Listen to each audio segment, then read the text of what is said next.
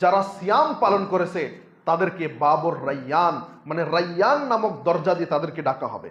এবং সিয়াম পালনকারী, দুনিয়ার ভিতরে সিয়াম পালনকারী যখন সেই দরজা দিয়ে প্রবেশ করবে, তখন সেই দরজাটি বন্ধ করে দেওয়া হবে, অন্য আর ব্যক্তি সেই দরজা দিয়ে প্রবেশ করতে পারবে না।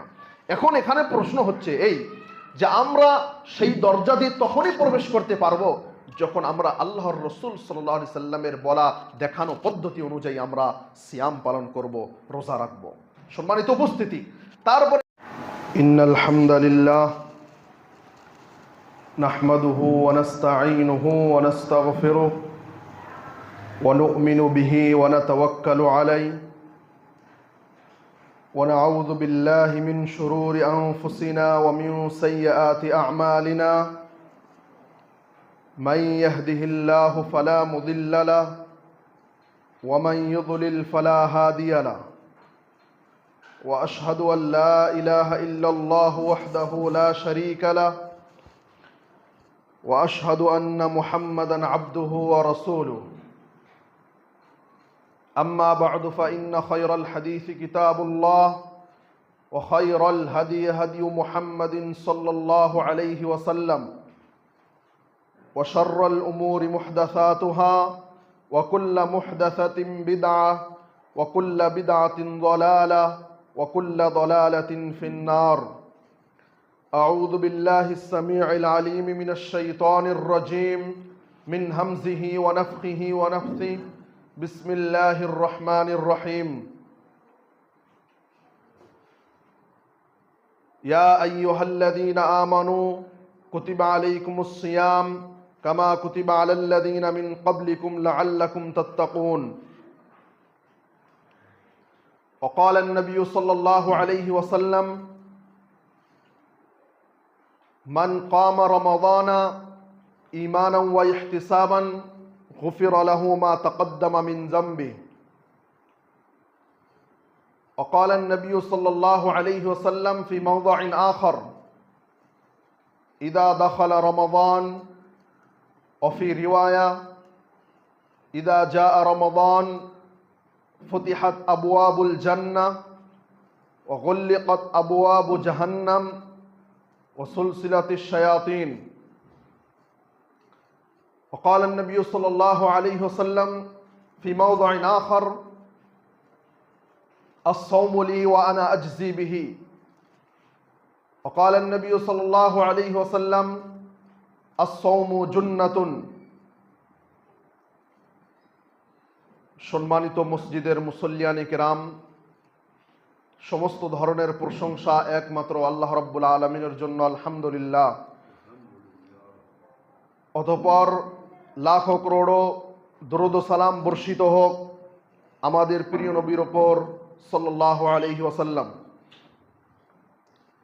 আল্লাহ রাব্বুল আলামিনের অশেষ মেহেরবানিতে আমাদের প্রায় ১.৫ বছরের মেহনতের পরে আল্লাহ রাব্বুল আলামিন আমাদেরকে একত্রিত হয়ে মসজিদে, একটি নির্মিত মসজিদে নামাজ আদায় করার তৌফিক দিয়েছেন।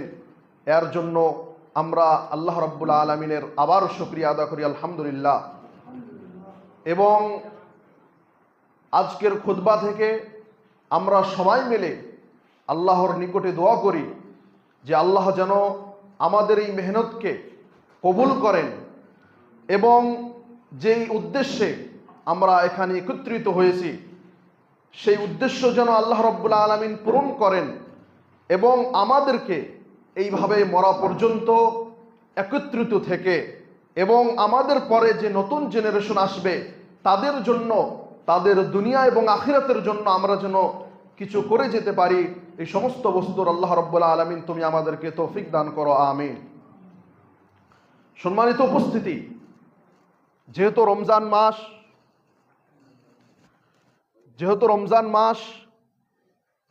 মাস হিসাবে আমরা রমজান সম্পর্কে, সিয়াম সম্পর্কে কয়েকটি কথা বলবো। তার পূর্বে সিয়াম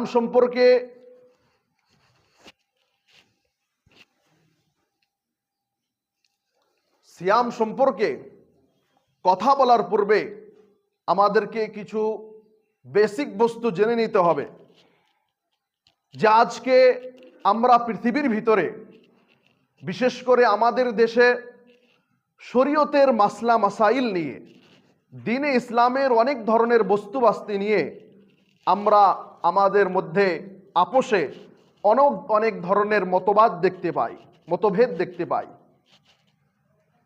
অনেক সাধারণ মানুষ, জেনারেল মানুষ, যাদের ব্যাকগ্রাউন্ড মাদ্রাসা লাইনের নয়, তাদের মাথায় এই প্রশ্নটি আসে এবং তারা আমাদেরকে জিজ্ঞাসাও করে থাকে যে মুসলমানদের মধ্যে এই মুসলমান ওই করতেছে, ওই মুসলমান এই করতেছে, এই সমস্ত বস্তু কেন? আসলে এর উত্তর আল্লাহ রাব্বুল আলামিন কোরআনের ভিতরে অনেক আগেই দিয়েছেন এবং এর উত্তর হচ্ছে এই যে ইসলামটাকে, মানে যে ইসলাম আল্লাহর রসুল সাল্লাল্লাহু আলাইহি ওয়াসাল্লামকে আল্লাহ রাব্বুল আলামিন দিয়েছেন এবং সেই ইসলাম মোতাবিক যেই ইসলাম আল্লাহর রসুল সাল্লাল্লাহু আলাইহি ওয়াসাল্লাম প্রচার করেছেন, সেই ইসলামকে যদি সঠিকভাবে না বোঝা যায় তাহলে আপনি খারাপ কাজ করবেন বা আমরা খারাপ কাজ করব, কিন্তু মনে মনে ভাববো আমরা ভালো কাজ করতেছি। যেই কথাটি আল্লাহ রাব্বুল আলামিন সূরা কাহফের ভিতরে বলেছেন একদল লোক সম্পর্কে, অহম ইয়াহসাবুনা আন্নাহুম ইহসিনুনা সুনআ, যে তাদের এটি বিশ্বাস, তারা এটি ধারণা করে যে তারা ভালো কাজ করতেছে, কিন্তু আসলে তো প্রকৃতপক্ষে আল্লাহ রাব্বুল আলামিনের নিকটে সেটি ভালো কাজ নয়। তাহলে শরীয়তের আল্লাহ রাব্বুল আলামিন যেহেতু আমাদেরকে ব্রেন দিয়েছে এবং মানুষ এবং জিন জাতি, এই দুই জাতিকে বোঝার শক্তি দিয়েছে, ব্রেন দিয়েছে, এই ব্রেন দেওয়ার কারণেই আমাদের সম্পর্ক পশু পাখি থেকে, জানোয়ার থেকে আলাদা করে দিয়েছে। মানে আমাদেরকে বুঝে কাজ করতে হবে এবং আমাদেরকে বোঝার তৌফিক দিয়েছেন, লজিক দিয়েছেন, কিন্তু আমাদেরকে মনে রাখতে হবে আমাদের লজিক সব জায়গায় কাজে খাটবে না। কারণ আমাদেরকে যে আল্লাহ রাব্বুল আলামিন ব্রেন দিয়েছেন, আমাদেরকে যে আল্লাহ রাব্বুল আলামিন জ্ঞান দিয়েছে, সেই জ্ঞানটি হচ্ছে সীমিত জ্ঞান। সেই জ্ঞান দিয়ে আমরা সমস্ত বস্তু যদি বোঝার চেষ্টা করি তাহলে আমরা বুঝতে পারবো না। সম্মানিত উপস্থিতি, সূরা মুলকের প্রথম আয়াতে আল্লাহ রাব্বুল আলামিন এত গুরুত্বপূর্ণ কথা বলেছেন, যে কথার প্রতি যখন আমরা ধ্যান দেব, সেই আয়াতটি যখন আমরা বোঝার চেষ্টা করব, আমরা অনেক কিছু শরীয়তের অনেক বস্তু এক আয়াত থেকেই বুঝে যাব। আল্লাহ রাব্বুল আলামিন কি বলেছেন? যে তাবারাকাল্লাযী বিয়াদিহিল মুলক ওয়া হুয়া আলা কুল্লি শাইইন কাদির আল্লাযী খালাকাল মাউতা ওয়াল হায়াতা লিয়াবলুয়াকুম আইয়ুকুম আহসানু আমালা। এই আয়াতের শেষে আল্লাহ রাব্বুল আলামিন বলেছেন যে আল্লাহ রাব্বুল আলামিন তোমাদেরকে সৃষ্টি করেছেন, তোমাদের মৃত্যু, তোমাদের জীবনকে সৃষ্টি করেছেন এবং তোমাদেরকে পরীক্ষা করার জন্য। এতটুকু বস্তু তো কনফার্ম, এখানে কোনো ভেজাল নেই যে আল্লাহ রাব্বুল আলামিন আমাদেরকে পরীক্ষা করার জন্য সৃষ্টি করেছেন, আমলের জন্য সৃষ্টি করেছেন। তারপর আল্লাহ রাব্বুল আলামিন বলতেছেন আইয়ুকুম আহসানু আমালা, যে আল্লাহ রাব্বুল আলামিন তোমাদেরকে পরীক্ষা করবে যে তোমাদের মধ্যে উত্তম আমলকারী কে। এখন প্রশ্ন হচ্ছে, আল্লাহ রাব্বুল আলামিন কোরআনের ভিতরে যে বললেন আহসানু আমালা, যে উত্তম আমলকারী, উত্তম আমল কোনটা, উত্তম আমল কোনটা, এটি আমাদেরকে বুঝতে হবে। উত্তম আমল হচ্ছে যেই আমলের ভিতরে দুইটি বস্তু যতক্ষণ পর্যন্ত না পাওয়া যাবে সেই আমলটি দুনিয়ার হিসাবে উত্তম হতে পারে, কিন্তু শরীয়তের মানদণ্ডে সেটি কখনো উত্তম হবে না। তার মধ্যে প্রথম হচ্ছে আল ইখলাস, মানে আমি শরীয়তের যে কাজটা করতেছি সেই কাজটি একমাত্র আল্লাহ রাব্বুল আলামিনের জন্য করতে হবে। সেখানে আর দ্বিতীয় অন্য বস্তুর জন্যে 1% করা যাবে না। কেউ যদি ভাবে যে আমি নামাজ পড়তেছি, আমি 90% 99% আল্লাহ রাব্বুল আলামিনকে খুশি করার জন্য নামাজ পড়ব এবং 1% কোনো বাবার নামে, কোনো বাবাকে, কোনো পীরকে বা যে কোনো বস্তুকে খুশি করার জন্য তার জন্য পড়ব, তাহলে সেই তার ইবাদতটি কবুল হবে না। একনিষ্ঠতা। দ্বিতীয় শর্ত হচ্ছে মুতাবাআতুল রাসূলিল্লাহ, মানে যেইভাবে এক আল্লাহর জন্য আপনি সেই কাজটি করতেছেন, এক আল্লাহর জন্য যেই কাজটি করবেন, তেমনি ভাবে আপনার জন্য আমার জন্য জরুরি এক নবীর বলা পদ্ধতি অনুযায়ী আমল হতে হবে। এক নবী বলা পদ্ধতি অনুযায়ী আমল হতে হবে, নইলে ইসলামের অনেক বিষয় রয়েছে যেই বিষয়গুলো মানুষ বুঝতে পারবে না, মানুষ বুঝতে পারবে না। আমি আপনাদেরকে একটি লজিক্যাল বস্তু দিয়ে এটি প্রমাণ করে দেই। আপনি দেখেন, আমরা আমাদের অধিকাংশ ভাষা বাংলা ভাষা বা অ্যাসামিস ভাষা, কিন্তু আমরা আমাদের ভাষা সম্পর্কে, বাংলা ভাষা অ্যাসামিস ভাষা সম্পর্কে যতটুকু নলেজ রাখি, আমাদের থেকে শতগুণ বেশি নলেজ রাখতেন সেই যুগের আরব দেশের মানুষেরা আরবি ভাষা সম্পর্কে। আরব দেশের মানুষেরা আরবি ভাষা সম্পর্কে খুব পারদর্শী ছিলেন, খুব এক্সপার্ট ছিলেন, এবং তারা তাদের ভাষা সম্পর্কে এত নলেজ রাখতেন, এত জ্ঞান রাখতেন যে তারা আরবদের ব্যতিরেকে অন্য সারা পৃথিবীর মানুষদেরকে বলতেন আজমি, মানে গঙ্গা, কথা বলতে পারে না। এখন আপনি বলেন, আল্লাহ রাব্বুল আলামিন যখন কোরআন নাজিল করলেন, হাদিস নাজিল করলেন, তো এই কোরআনের আয়াত আজকে আমাদেরকে যেভাবে কোরআনের আয়াত পড়ে তর্জমা করতে হয় বোঝানোর জন্য, হাদিস পড়ে তর্জমা করতে হয় বাংলা ভাষায়, সেই আরব দেশের মানুষের তো এই তর্জমার প্রয়োজন ছিল না। আরব দেশের মানুষের তো তর্জমার প্রয়োজন ছিল না, কারণ তারা তাদের ভাষায় এত পারদর্শী, ডাইরেক্ট বুঝে যেত। এখানে প্রশ্ন হচ্ছে যে তারা সমস্ত বস্তু, টেক্সট যেভাবে আল্লাহ রাব্বুল আলামিন নাজিল করেছে, এই বস্তু তারা ডাইরেক্ট বোঝার পরেও আল্লাহ রাব্বুল আলামিন একজন ব্যক্তিকে কেন পাঠালেন, মুহাম্মদুর রাসূলুল্লাহ সাল্লাল্লাহু আলাইহি সাল্লামকে কেন পাঠালেন? এই জন্য পাঠালেন যে শরীয়তকে বোঝার জন্য আলেম লাগবে। আল্লাহর রাসূল সাল্লাল্লাহু আলাইহি ওয়াসাল্লাম এই শরীয়তকে সারা পৃথিবীর মানুষের সামনে বুঝিয়ে গিয়েছে। এখন নবী রাসূলদের সিলসিলা নেই, কিন্তু তাদের কায়েম মাকাম, মানে তারা যে কাজটি করেছে সেই কাজটি করার জন্য পৃথিবীর ভিতরে আল্লাহ রাব্বুল আলামিন আলেমদের সিলসিলা রেখে দিয়েছেন। এই জন্য বলা হয়েছে আল উলামা ওয়ারাসাতুল আম্বিয়া, যে আলেমরা হচ্ছে নবীদের ওয়ারিস। লাম ইউওয়ারিসু দিনারান ওয়ালা দিরহামান ওয়ালাকিন ওয়ারাসুল ইলম, যে আলেমরা নবী রাসূলদের থেকে দিনার দিরহামের ওয়ারিস হননি, মানে টাকা পয়সার ওয়ারিস হননি, বরং কিসের ওয়ারিস হয়েছে? এলেমের ওয়ারিস হয়েছে। সম্মানিত উপস্থিতি, এই জন্য আমাদেরকে এই সমস্ত কথার মধ্যে যে মূল পয়েন্টে আমাদেরকে মনে রাখতে হবে যে যেইভাবে যে কোনো কাজ এক আল্লাহর জন্য করা জরুরি, তেমনিভাবে এক নবীর বলা পদ্ধতি অনুযায়ী আমল করা জরুরি। আজকে পৃথিবীর ভিতরে এমন একটি দল রয়েছে যেই দলটি ইসলামের নাম দিয়ে অনেক কিছু করে, এবং তারা নিজেদেরকে ভাবে আমরা ইসলাম সম্পর্কে বা ইসলামের জন্য আমরা অনেক কাজ করতেছি। যেই দলটির নাম হচ্ছে খারিজি, এবং তারা নিজেদের জায়গায় তারা ভাবে যে আমরা অনেক ভালো কাজ করতেছি। কিন্তু আপনি জানেন তাদের সম্পর্কে আল্লাহর রাসূল সাল্লাল্লাহু আলাইহি ওয়াসাল্লাম কি বলেছেন?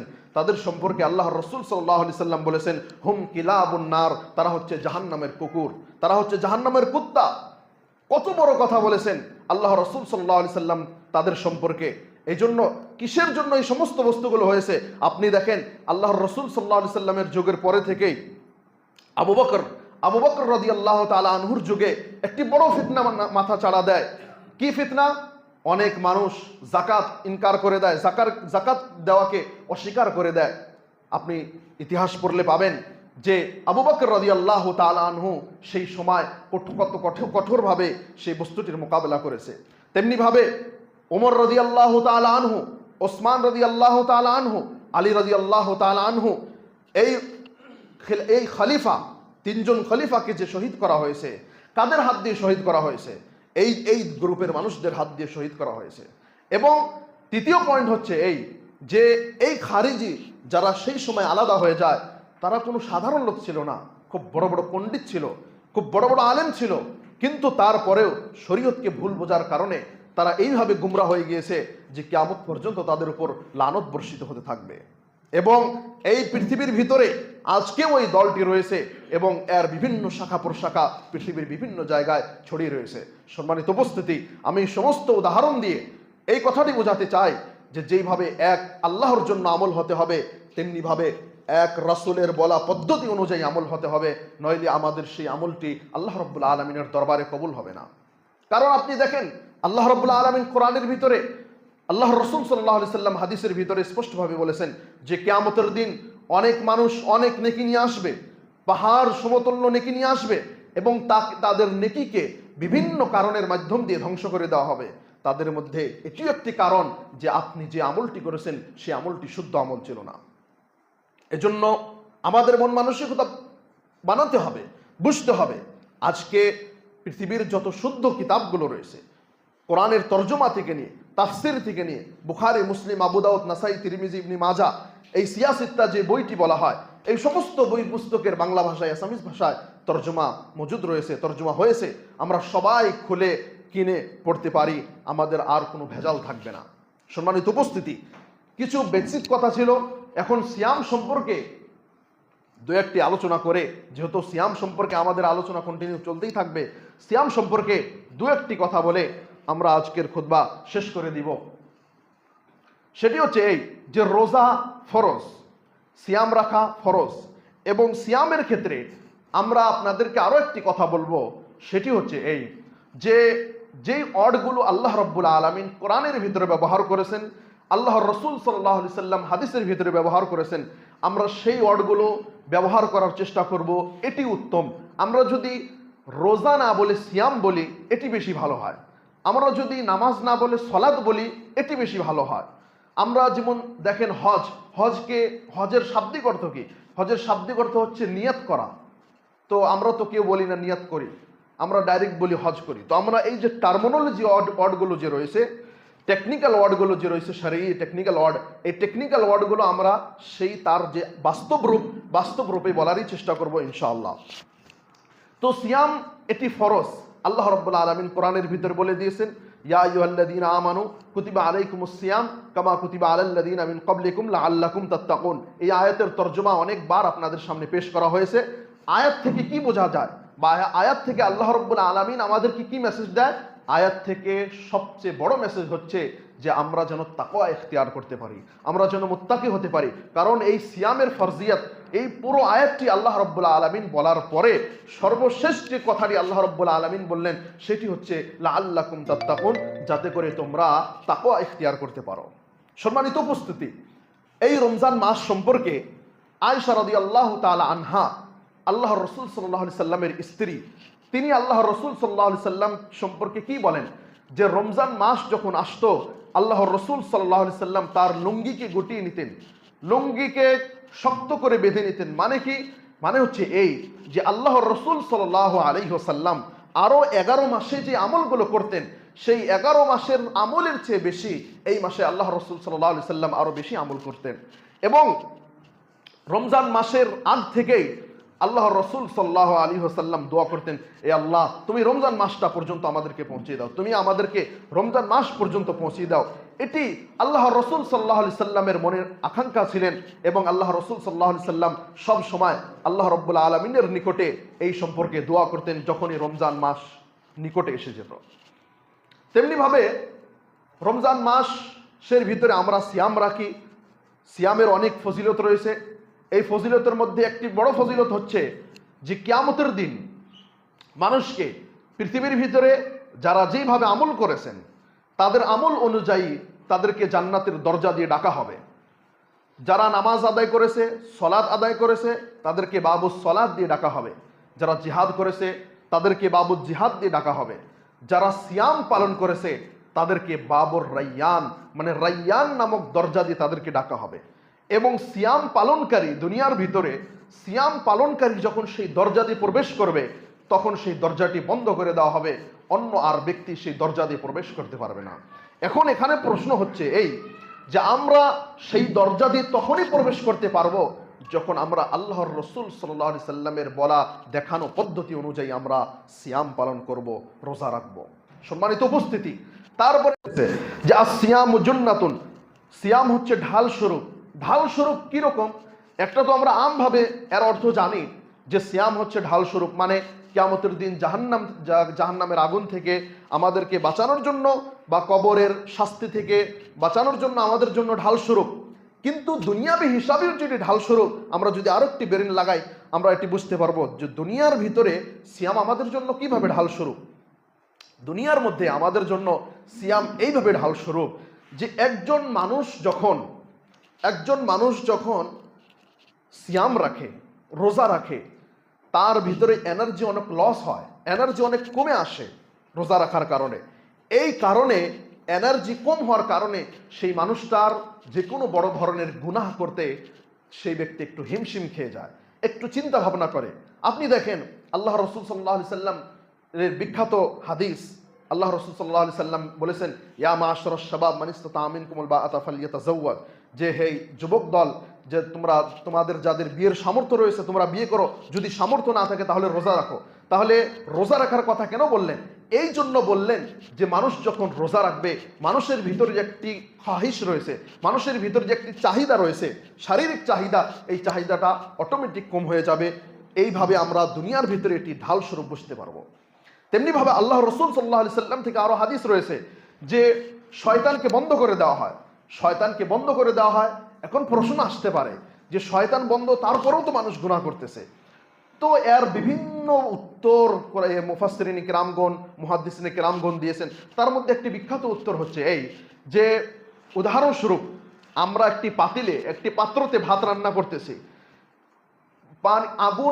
আগুনের হিটে সেই পানিটা গরম হচ্ছে, ফুটতেছে, বকবক করতেছে।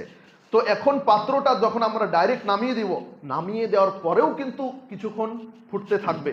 মানে কি, যে এর প্রক্রিয়াটা মানে এর প্রভাবটা, ইফেক্টটা এখনো রয়েছে। তো তেমনিভাবে একজন মানুষ 11 মাস গুনাহ করবে আর রমজান মাসে একদম ডাইরেক্ট ক্লিন হয়ে যাবে, এটি একটু কষ্টকর বিষয়। তো মানুষ আস্তে আস্তে এভাবে দিনের প্রতি আসবে। তারপরে আল্লাহ রসুল সাল্লাল্লাহু আলাইহি সাল্লাম থেকে আরো গুরুত্বপূর্ণ হাদিস, যে আল্লাহ রসুল সাল্লাল্লাহু আলাইহি সাল্লাম বলেছেন যে রমজান মাসে জান্নাতের দরজা খুলে দেওয়া হয়, জাহান্নামের দরজা বন্ধ করে দেওয়া হয়। এখন এটার অর্থ কোনো মানুষ যদি এটা বোঝে যে জান্নাতের দরজা খুলে দেয়, জাহান্নামের দরজা বন্ধ করে দেওয়া হয় মানে জাহান্নামের শাস্তি বন্ধ হয়ে যায়, এমন নয়। মানে আল্লাহ রাব্বুল আলামিন বান্দাদেরকে দেখাতে চাচ্ছেন যে দেখো, রমজান মাস যখন আসে আমি আসমানে তোমাদের জন্য কতটুকু প্রস্তুতি, কতটুকু প্রিপারেশন করি, আর তোমরা দুনিয়ায় সাধারণ আমার জন্য রোজাটা থাকতে পারতেছো না, এই প্রশ্নবোধক চিহ্ন আমাদের উপর দিয়ে দেখে।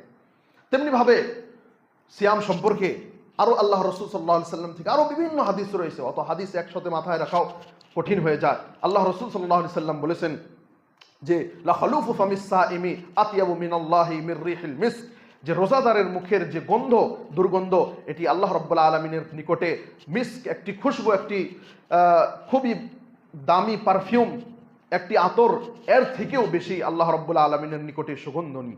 তো সম্মানিত উপস্থিতি, আমরা নিজেদের নিয়ে চিন্তা করব যে এক বছর রমজান মাসে, এক বছর পূর্বে আমার ইমানি লেভেল কতটুক ছিল, আজকে কতটুক হয়েছে। এবং আল্লাহ রাব্বুল আলামিন, আমরা আল্লাহ রাব্বুল আলামিন সম্পর্কে এটি বলতে পারবো না যে আল্লাহ রাব্বুল আলামিন সামনে বছরও আমাকে জীবিত রাখবে কি রাখবে না, এটি আমরা কেউ বলতে পারবো না।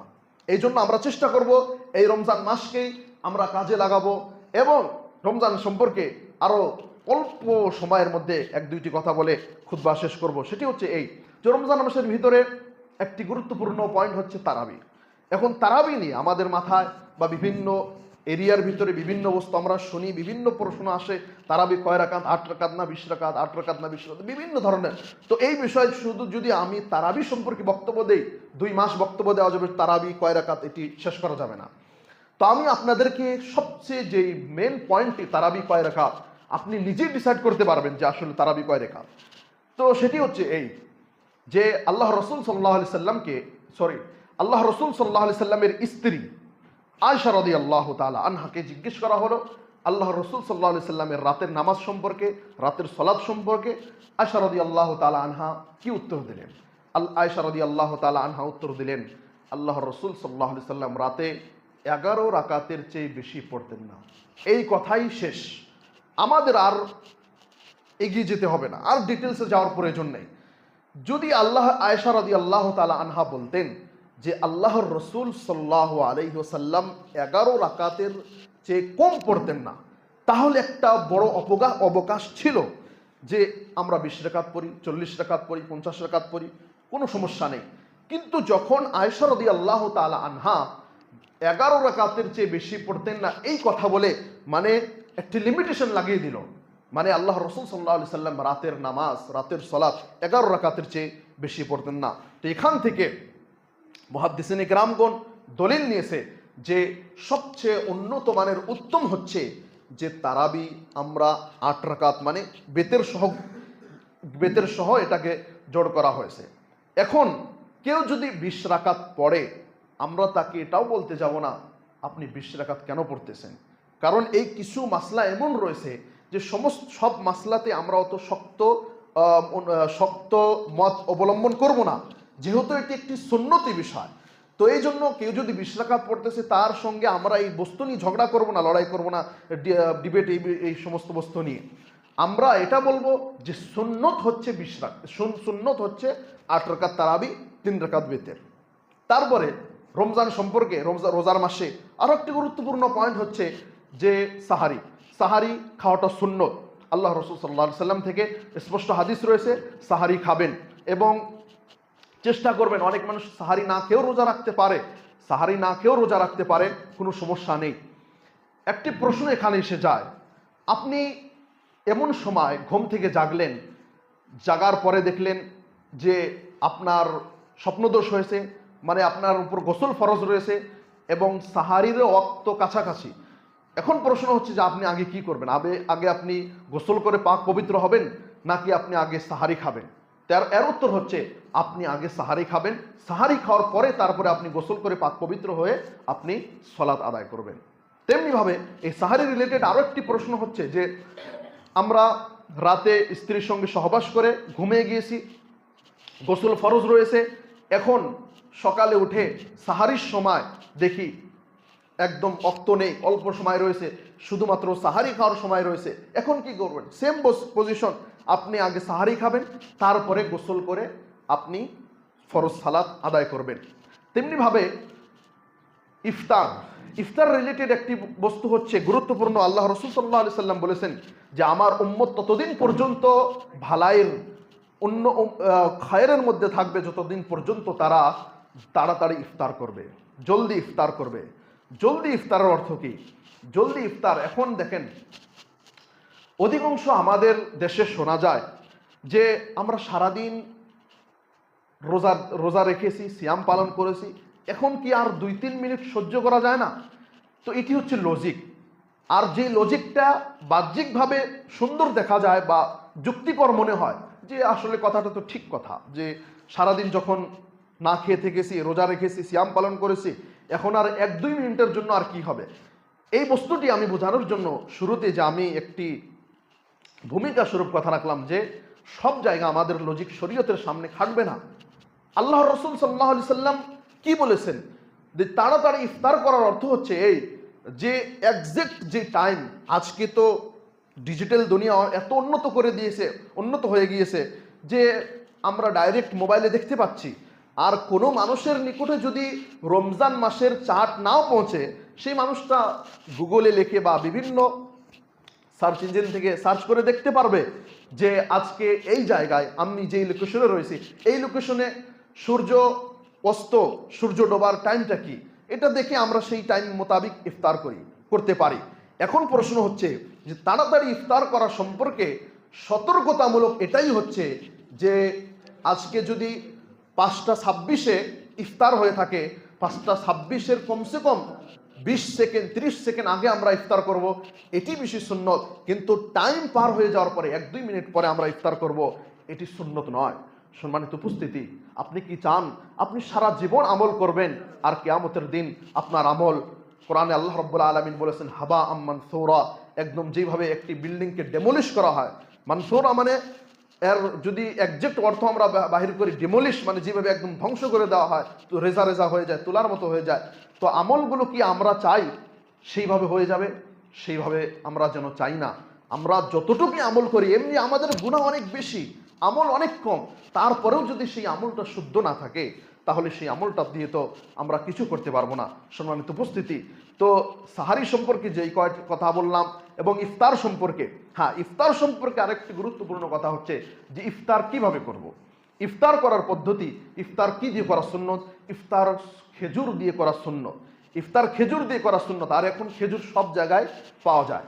খেজুর না থাকলে পানি দিয়ে করা বেশি ভালো, কারণ আল্লাহ রসুল সাল্লাল্লাহু আলাইহি সাল্লাম এইভাবেই করেছেন। ইফতার করার পদ্ধতি কি, আপনি বিসমিল্লাহ বলে খেজুরটা খাবেন, তারপরে পানি মুখে দেবেন, আরও একটু খাওয়ার পরে তারপরে দোয়াটি বলবেন, জাহাবাজ জামাউ অবতাল্লাতিল উরুকু ওয়া সাবাতাল আজরু ইনশাআল্লাহ। এখন আমাদের মাথায় প্রশ্ন আসতে পারে যে আমরা যে আগে থেকে একটি দোয়া পড়তেছি, আল্লাহুম্মা লাকা সুমতু আলা রিজকিকা আফতারতু, তো এই দোয়াটি মিনিংগতভাবে খুব সুন্দর, কিন্তু হাদিসের সূত্র হিসাবে এটি মুহাদ্দিসিনে কেরামগণ এই দোয়াটাকে পড়া জয়ীফ বলেছেন। এই জন্য আমরা এটাকে থেকে দূরে থাকি, এবং যেটি এক্সাক্টভাবে আল্লাহ রসুল সাল্লাল্লাহু আলাইহি সাল্লাম থেকে প্রমাণিত, যাহাবাজ জামাউ অবতাল্লাতিল উরুক ওয়া সাবাতাল আজরু ইনশাআল্লাহ।